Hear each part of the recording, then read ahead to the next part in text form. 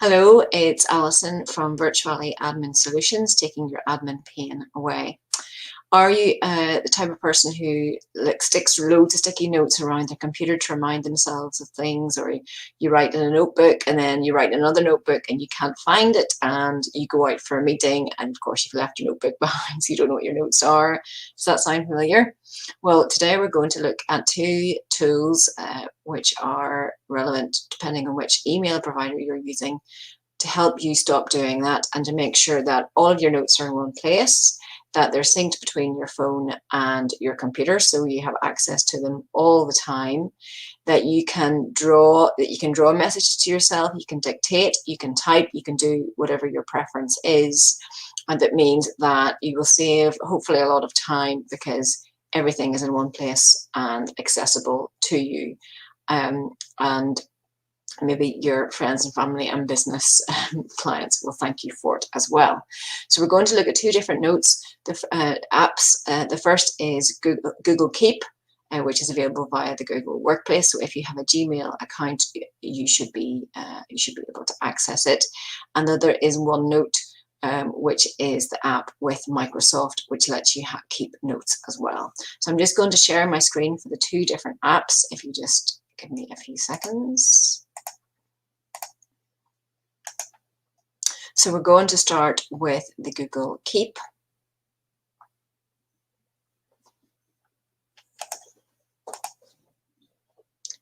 And you'll see when you're logged into your email, and if you go over here to the little tile icon with the Google Apps, and you scroll on down, and then you'll find Google Keep.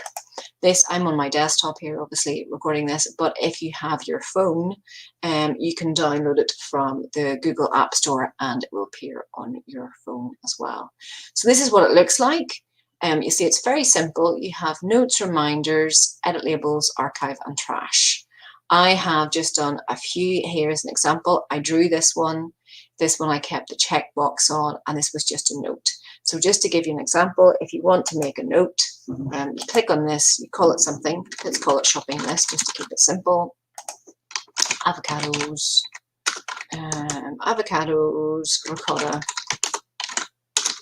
leeks and thyme. And I'm going to make lime and ricotta vegetarian sausages. Okay, so you do that. If you want to put a reminder, you simply put the date that you want. So you pick the date and time, just to say in the settings, you can dictate what these times are. So the default is later today, tomorrow, next week. You can default those to what suits you best. So it might be, it might be 8 a.m., midday, 8 p.m., whatever it happens to be. So you pick a time and date. Let's go for tomorrow at 6 p.m. At 6 p.m. Okay. And sorry, I clicked too fast there. And so you can put those things. You can also pick a place. So if you have on your phone, if you have activated that Google can track, sort of tracks where you are at all times. If you pick a place, that means like your local supermarket. It means that if you go into that supermarket, this will flash up and remind you, which is quite spooky, but you can do that if you want. Otherwise, just put a date and time in. You can add a collaborator if you need to. Obviously, for the shopping list, that's not so important. But if you have some kind of work-related list, you can share that with someone else, and that goes as an invite to them. You can change what color these are. So maybe you always want to have shopping as green, whatever, and you color code depending on what suits you best. You can also add an image. That's useful maybe if you have, say that you're working on you're launching a course, for example, and you have the idea of an image and you want to upload it somewhere. You can add that in before you do that. You can archive this, so I'll just show you afterwards what that looks like. And then you can delete, you can add a label, and the label means that, say that the label is shopping, and then you keep all of your shopping together. You'll see down the side that it created a shopping label, okay? And you can edit these over on the side as well. So it's the shopping list. And so when I click on shopping, you'll see I'll only see shopping, But if I click in notes, I see everything. So it's a way of structuring it underneath. And if you just, if you want to get rid of that, all you do is archive and it disappears. And then if you want to, if you've archived something by mistake, you can unarchive it as well. So those are the things you can do. You can make a copy. So if you have something that's kind of similar all the time, you can make a copy and then you have another one, and that can be, you know, whatever next week's is and the time and date on it. So the other good thing about this is that you can draw, which I think is really good if you're out and about. You can draw, you can also dictate notes to it as well. And this one you'll see that I have the check boxes on. So if I click into that, you'll see I have the check boxes here. This is for my Get Organized challenge and the next things that I have to do. So say that the next thing is that I do a Facebook Live. Okay. And when you have that, you can move any of these things, by the way, up or down as you want. And if you click into this then, oops, sorry, if you click into that, you can see that made it a subcategory almost to that even. So I'll just move it out a wee bit. That makes it the Facebook Live. And if I have completed that then, well, again, for each item, I can add a date. So let's put in the date of today at 6 p.m. okay, and save that. So remember that Facebook Live today at 6, and I'm just going to show you now that when I look then in my calendar here, you will see that today, the 23rd at 6, I have the whole list of tasks that I need to do. So it's very, very useful. And if you you can also create them. If I just go back to where I was there, you can also add your notes to your Google Docs. So if it's something that you want to save on a Word document for some reason, you can also do that. So if you copy this to Google Docs, it then means that your Google Docs, which is like the Word equivalent for Google, if I click on that, you'll see that it appears, it should appear as well in here, you see, as a note, okay? So that's Google Keep, which I think you can agree is really good. So you can keep shopping lists, you can have personal things, you can have business notes for yourself. The business notes, you can add the priorities and you can share those with collaborators. You can add a date and that will appear in your calendar.